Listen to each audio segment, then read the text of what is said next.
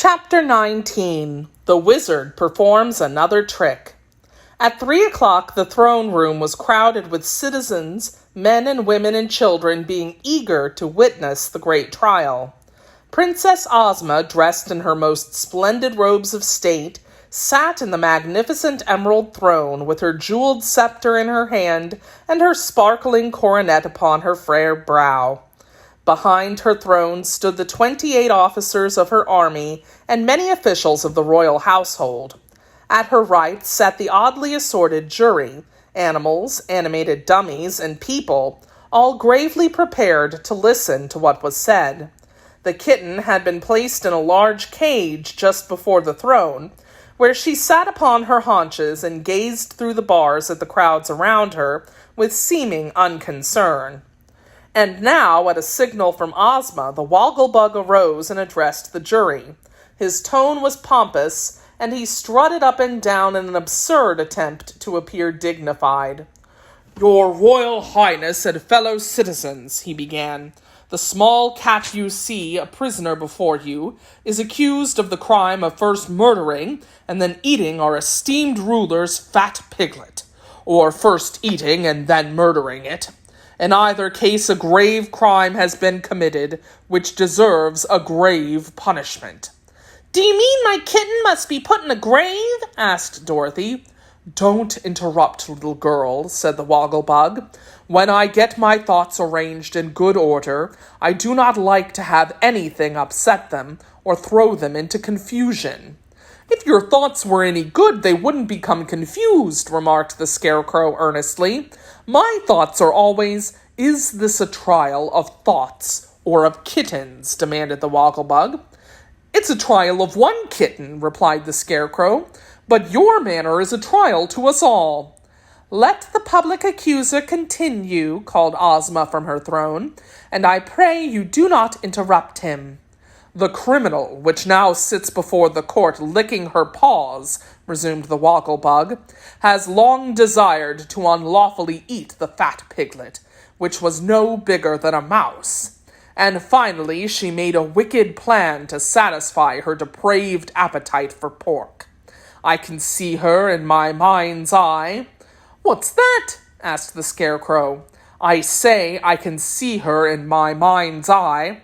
"The mind has no eye," declared the Scarecrow. "It's blind." "Your Highness," cried the Wogglebug, appealing to Ozma, "have I a mind's eye or haven't I?" "If you have, it is invisible," said the princess. "Very true," returned the Wogglebug, bowing.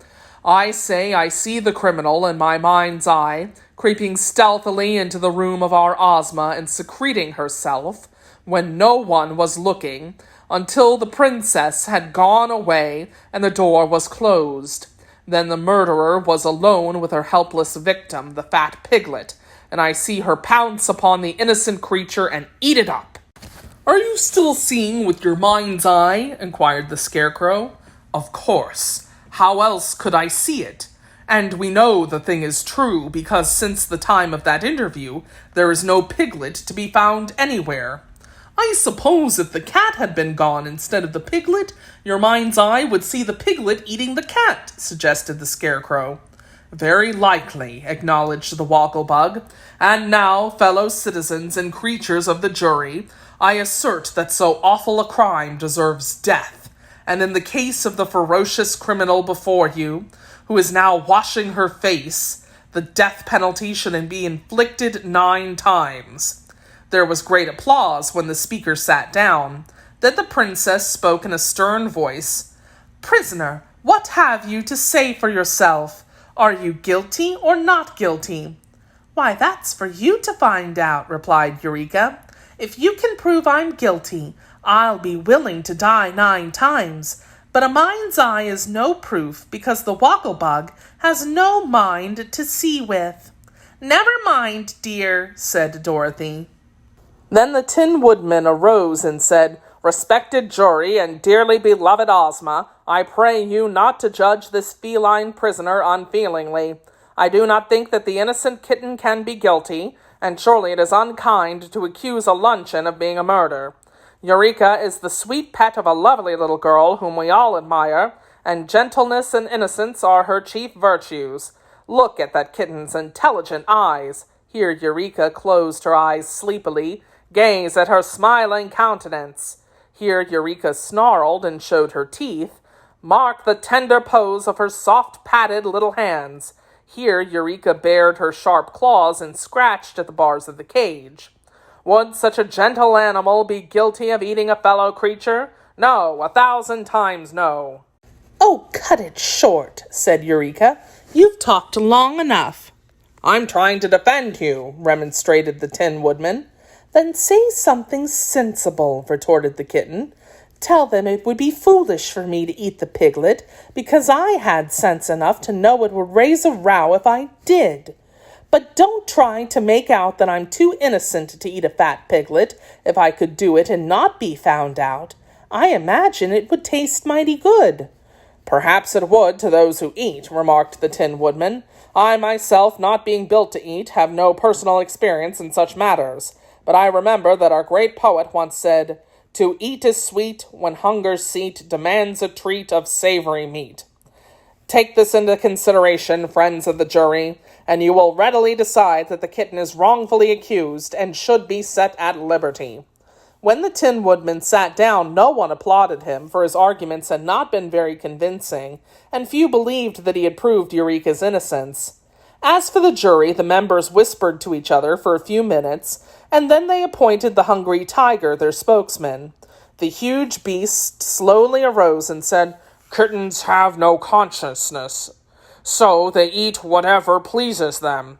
The jury believes that the white kitten known as Eureka is guilty of having eaten the piglet owned by Princess Ozma, and recommends that she be put to death in punishment of the crime." The judgment of the jury was received with great applause, although Dorothy was sobbing miserably at the fate of her pet. The princess was just about to order Eureka's head chopped off with the Tin Woodman's axe when that brilliant personage once more arose and addressed her. "Your Highness," said he, "see how easy it is for a jury to be mistaken. The kitten could not have eaten your piglet, for here he is." He took off his funnel hat and from beneath it produced a tiny white piglet, which he held aloft that all might see it clearly. Ozma was delighted and exclaimed eagerly, "Give me my pet, Nick Chopper!" And all the people cheered and clapped their hands, rejoicing that the prisoner had escaped death and been proved to be innocent. As the princess held the white piglet in her arms and stroked its soft hair, she said, "Let Eureka out of the cage, for she's no longer a prisoner but our good friend. Where did you find my missing pet, Nick Chopper?" "In a room of the palace," he answered. "Justice," remarked the Scarecrow with a sigh, "is a dangerous thing to meddle with. If you hadn't happened to find the piglet, Eureka would surely have been executed." "But justice prevailed at the last," said Ozma, "for here's my pet, and Eureka is once more free."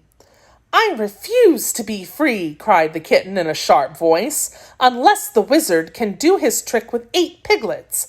If he can produce but 7, then this is not the piglet that was lost, but another one." "Hush, Eureka," warned the wizard. "Don't be foolish," advised the Tin Woodman, "or you may be sorry for it."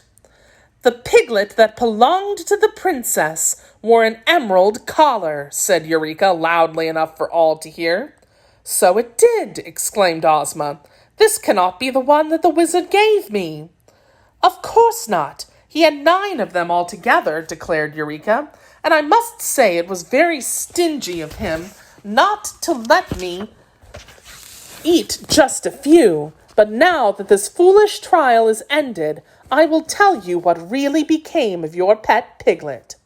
At this, everyone in the throne room suddenly became quiet, and the kitten continued in a calm, mocking tone of voice, "I will confess that I intended to eat the little pig for my breakfast. So I crept into the room where it was kept while the princess was dressing and hid myself under a chair. When Ozma went away, she closed the door and left her pet on the table. At once I jumped up and told the piglet not to make a fuss, for he would be inside me in half of a second.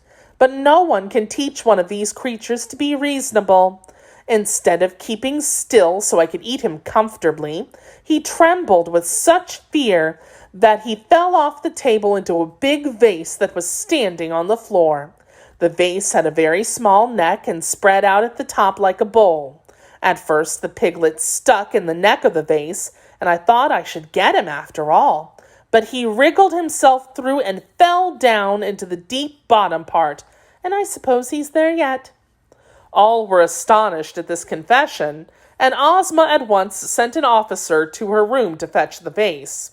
When he returned, the princess looked down the narrow neck of the big ornament and discovered her lost piglet just as Eureka said she would. There was no way to get the creature out without breaking the vase, so the Tin Woodman smashed it with his axe and set the little prisoner free. Then the crowd cheered lustily, and Dorothy hugged the kitten in her arms and told her how delighted she was to know that she was innocent. "But why didn't you tell us at first?" she asked the kitten. "It would have spoiled the fun," replied the kitten, yawning.